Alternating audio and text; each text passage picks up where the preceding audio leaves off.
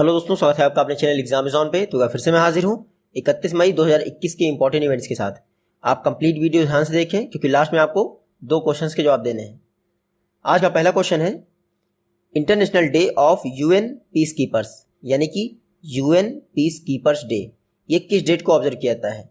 तो UN peace keepers day ये 29 मई को ऑब्जर्व किया जाता है। कब? 29 मई को। ये देख लीजिए, हर बार यूनाइटेड नेशन द्वारा 29 मई को UN peace keepers day observe किया जाता है।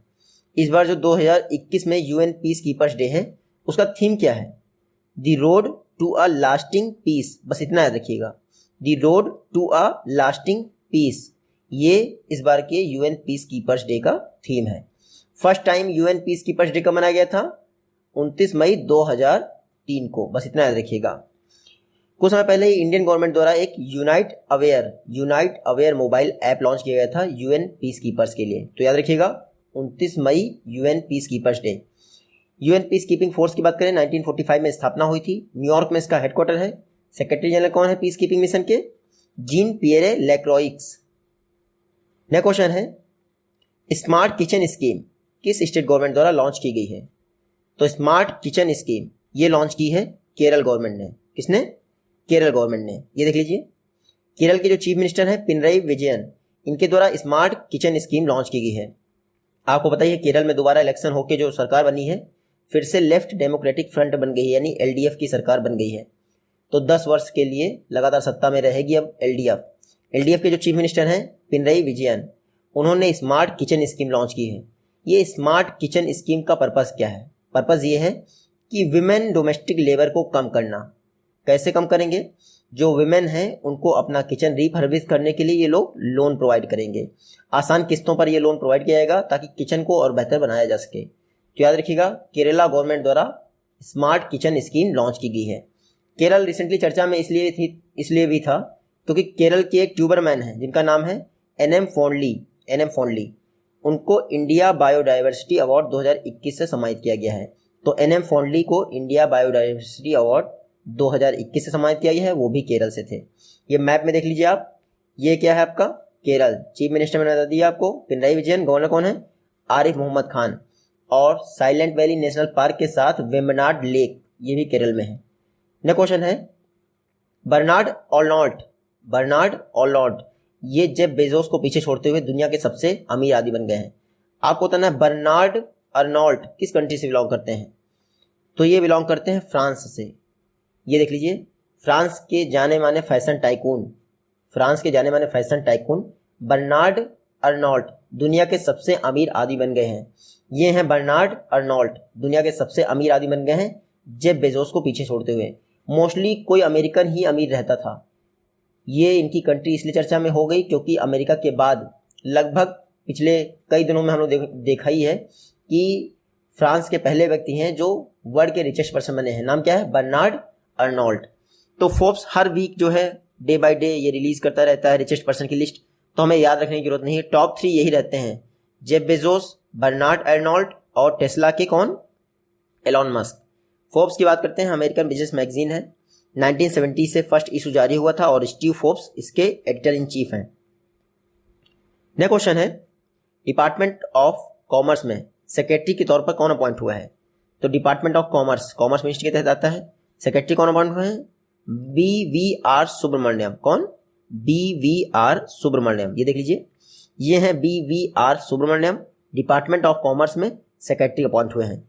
ये जम्मू एंड कश्मीर के चीफ सेक्रेटरी रह चुके हैं। याद रखिएगा BVR सुब्रमण्यम इसलिए चर्चा में है क्योंकि जम्मू कश्मीर का जब बाइफरकेशन हुआ तब उस समय ये जम्मू कश्मीर के चीफ सेक्रेटरी थे। तो याद रखिएगा BVR Subrahmanyam department of commerce में नए सेक्रेटरी बने हैं। अच्छा, जम्मू कश्मीर का आर्टिकल कौन सा एबॉलिश किया गया था? आर्टिकल 370। 2 यूटीज बना गई थी JNK और लद्दाख। कब बनाई थी? 31 अक्टूबर 2090, नेशनल यूनिटी डे वाले दिन। नेक्स्ट क्वेश्चन है वर्ल्ड डाइजेस्टिव हेल्थ डे यानी विश्व पाचन स्वास्थ्य दिवस। हिंदी रहने दीजिए, आप इंग्लिश में ही याद रखिए। वर्ल्ड डाइजेस्टिव हेल्थ डे ये किस डेट को ऑब्जर्व किया जाता है? तो 29 मई को ही world digestive health day observe किया जाता है। ये देख लीजिए, वर्ल्ड डाइजेस्टिव हेल्थ डे हर वर्ष 29 मई को ऑब्जर्व किया जाता है। कौन ऑब्जर्व करता है इसको? WGO, world gastroenterology organisation. कौन ऑब्जर्व करता है? World gastroenterology organisation. इस बार जो वर्ल्ड डाइजेस्टिव हेल्थ डे है उसका थीम क्या है? थीम है ओबेसिटी एंड ऑनगोइंग पैंडेमिक, हमेशा चलने वाला पैंडेमिक। तो थीम याद रखिएगा वर्ल्ड डाइजेस्टिव हेल्थ डे का। मैं आपको बता दूं पहली बार 2004 में इसको मनाया गया था। इसको जो मनाता है वर्ल्ड गैस्ट्रोएंटेरोलॉजी ऑर्गेनाइजेशन, उसकी स्थापना हुई थी 1958 में विस्कंसिन में, यानी यूएस में इसका हेडक्वार्टर है। 29 मई को हम पहले भी बता चुके हैं। और वर्ल्ड डाइजेस्टिव हेल्थ डे के साथ साथ ये भी मनाया जाता है आपका इंटरनेशनल एवरेस्ट डे, ये भी आपका 29 मई को ही मनाया जाता है। नेक्स्ट क्वेश्चन है, बशर अल असद दोबारा से किस कंट्री के प्रेसिडेंट अपॉइंट हो गए हैं, इलेक्ट हो गए हैं? तो बशर अल असद बहुत चर्चा में है, सीरिया के प्रेसिडेंट बन गए हैं। ये देख लीजिए, ये हैं आपके बशर अल असद, वापस से सीरिया के प्रेसिडेंट बन गए हैं 7 वर्षों के लिए। चौथी बार ये सीरिया के प्रेसिडेंट बने हैं, इसका मतलब 28 ईयर से यही प्रेसिडेंट हैं। बशर अल असद 19th प्रेसिडेंट हैं सीरिया के, और जब से ये प्रेसिडेंट बने हैं तब से सीरिया क्राइसिस में ही है। सीरिया आप देख सकते हैं इजराइल के नॉर्दर्न की तरफ है ये सीरिया। जब अभी इजराइल का हमास से हमला चल रहा था तो सीरिया से भी कुछ रॉकेट इजराइल पे आ गए थे। सीरिया की कैपिटल क्या है? दमस्कस, दमिश्क जिसको हिंदी में कहते हैं। करेंसी है सीरियन पाउंड। प्रेसिडेंट कौन बने हैं? बशर अल असद। नेक्स्ट क्वेश्चन है, क्रिस्टीना वॉरमुथ या फिर क्रिस्टीन वॉरमुथ किस कंट्री में आर्मी की फर्स्ट फीमेल सेक्रेटरी बनी है? तो क्रिस्टीन वॉरमुथ अमेरिका में आर्मी की फर्स्ट फीमेल सेक्रेटरी बने हैं। ये हैं क्रिस्टीन वॉरमुथ, नाम याद रखिएगा, क्रिस्टीन वॉरमुथ अमेरिकन आर्मी की फर्स्ट फीमेल सेक्रेटरी बनी है। बस इतना याद रखिए। जो बिडेन की गवर्नमेंट है उन्होंने क्या किया है? क्रिस्टीन वॉरमुथ को अमेरिकन आर्मी की फर्स्ट फीमेल सेक्रेटरी बना दिया है। खास बात यह है कि पेंटागन में ये सेकंड वुमेन है जो कि टॉप पोजीशन पे है। तो याद रखिए क्रिस्टीन वॉरमुथ अमेरिकन आर्मी की फर्स्ट फीमेल सेक्रेटरी बनी है। इससे पहले जो फर्स्ट महिला थी कैथलीन हिक्स, वो भी सेक्रेटरी ऑफ डिफेंस अपॉइंट हुई थी। दोनों का नाम याद रखिएगा। अमेरिका की बात हो रही तो ये सब तो आपको पता ही है, बस इतना याद रखिएगा। जो बिडेन 46 अमेरिकन प्रेसिडेंट हैं और ओल्डेस्ट भी हैं साथ में। नेक्स्ट क्वेश्चन है, आकांक्षा एक ऑनलाइन कॉम्प्रिहेंसिव पोर्टल है, किस स्टेट गवर्नमेंट द्वारा लॉन्च किया गया है? तो आकांक्षा पोर्टल ये लॉन्च किया आपके कर्नाटका गवर्नमेंट ने। किसने? कर्नाटका गवर्नमेंट। कर्नाटक के जो चीफ मिनिस्टर हैं BS येदियुरप्पा, इनके द्वारा आकांक्षा पोर्टल लॉन्च किया गया है। ये आकांक्षा पोर्टल जो है SDG गोल को इंप्लीमेंट करने में हेल्प करेगा। आकांक्षा पोर्टल एक कॉम्प्रिहेंसिव पोर्टल है जिसको UNDP की मदद से लॉन्च किया गया। किसकी वजह से? UNDP की। हमारे देश में पहला ऐसा पोर्टल है अपनी तरह का, ठीक है, जो कि फेज वाइज मैनर में सस्टेनेबल डेवलपमेंट गोल को इंप्लीमेंट करने में हेल्प करेगा। क्या रखिएगा? आकांक्षा पोर्टल UNDP की मदद से लॉन्च किया है। किसने? कर्नाटक ने। कर्नाटक के चीफ मिनिस्टर कौन है? BS येदियुरप्पा। UNDP की बात करें, यूनाइटेड नेशन डेवलपमेंट प्रोग्राम, 1965 में स्थापना हुई थी। न्यूयॉर्क में इसका हेडक्वार्टर है और हेड कौन है इसकी? आशिम स्टीनर। कर्नाटक आप मैप में देख लीजिए, ये है कर्नाटक। कर्नाटक का जो इंटरनेशनल एयरपोर्ट है बेंगलुरु में, उसका नाम है Kempegowda international airport. Next question है, टाटा डिजिटल द्वारा रिसेंटली बिग बास्केट स्टोर के कितने परसेंट स्टेक जो है एक्वायर कर लिए गए हैं? तो टाटा डिजिटल इसने बिग बास्केट स्टोर के मेजॉरिटी मतलब 64% स्टेक एक्वायर कर लिए हैं। एग्जाम में आपसे ये नहीं पूछेगा कितने परसेंट, एग्जाम में आपसे ये पूछेगा कि बिग बास्केट के 64% स्टेक किसने एक्वायर किए हैं? तो टाटा डिजिटल ने। ये एग्जाम में क्वेश्चन बन सकता है, बाकी 64% वाला क्वेश्चन भी बन सकता है, लेकिन सबसे ज्यादा इंपॉर्टेंट ये क्वेश्चन होगा कि बिग बास्केट के मेजॉरिटी स्टेक किसने खरीदे हैं? तो बिग बास्केट के मेजॉरिटी स्टेक टाटा डिजिटल ने खरीद लिए हैं। टाटा डिजिटल ये देख लीजिए, ये तो कभी एग्जाम में नहीं पूछेंगे। नेक्स्ट क्वेश्चन है, सैन यिंग हुंग देखिए एवरेस्ट पर सबसे तेजी से चलने वाली पहली महिला बन गई हैं। सैन यिंग हुंग, नाम याद रखिएगा। ये किस कंट्री से बिलोंग करती हैं? हांगकांग से बिलोंग करती हैं। एवरेस्ट पर चलने वाली सबसे तेज गति से मतलब कि पहली महिला है सैन यिंग हुंग। देख लीजिए, सैन यिन हुंग एवरेस्ट पर सबसे तेजी से चलने वाली पहली महिला बन गई हैं। 26 आवर्स में ही चढ़ाई कर गई हैं।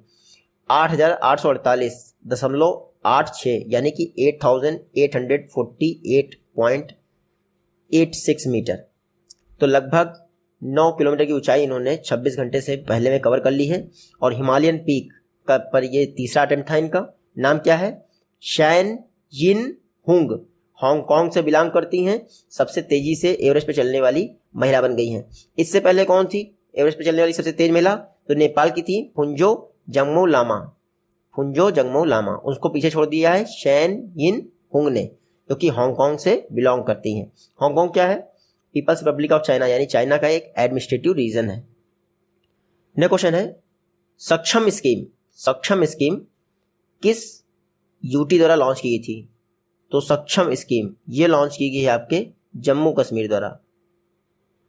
खास बात क्या है? जम्मू कश्मीर इंडिया की फर्स्ट यूनियन टेरिटरी बन गया है जिसने कोविड अफेक्टेड फैमिलीज के लिए स्कीम लॉन्च की है। नाम क्या है? सक्षम स्कीम। सक्षम स्कीम कोविड अफेक्टेड फैमिलीज के लिए है। किसने लॉन्च की है? जम्मू कश्मीर गवर्नमेंट ने लॉन्च की है। इस स्कीम का पर्पज़ है, अगर सर्विंग मेंबर मर गया है उस फैमिली का, तो उस फैमिली को 1000 रुपये की मंथली पेंशन दी जाएगी डीबीटी के द्वारा। तो सक्षम स्कीम जम्मू कश्मीर की स्कीम है। इसमें कोविड अफेक्टेड फैमिलीज को 1000 रुपीज़ पर मंथ की पेंशन दी जाएगी। साथ ही साथ उनके बच्चों को हायर एजुकेशन के लिए 40,000। ये सब इंपॉर्टेंट नहीं है, सक्षम स्कीम याद रखिए, बस जम्मू कश्मीर की है। जम्मू कश्मीर की बात करें तो 31 अक्टूबर 2019 को 370 आर्टिकल जो है रिपील हो गया था। अच्छा, जम्मू कश्मीर के फर्स्ट लेफ्टिनेंट गवर्नर कौन बने थे?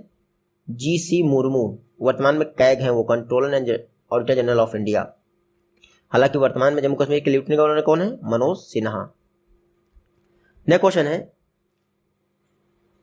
यूथ ऑथर यानी युवा लेखकों को मेंटोरशिप प्रोवाइड करने के लिए युवा प्राइम मिनिस्टर स्कीम किसने लॉन्च की है? तो ऑथर आप समझ सकते हैं बुक से रिलेटेड है, तो किसने लॉन्च की होगी?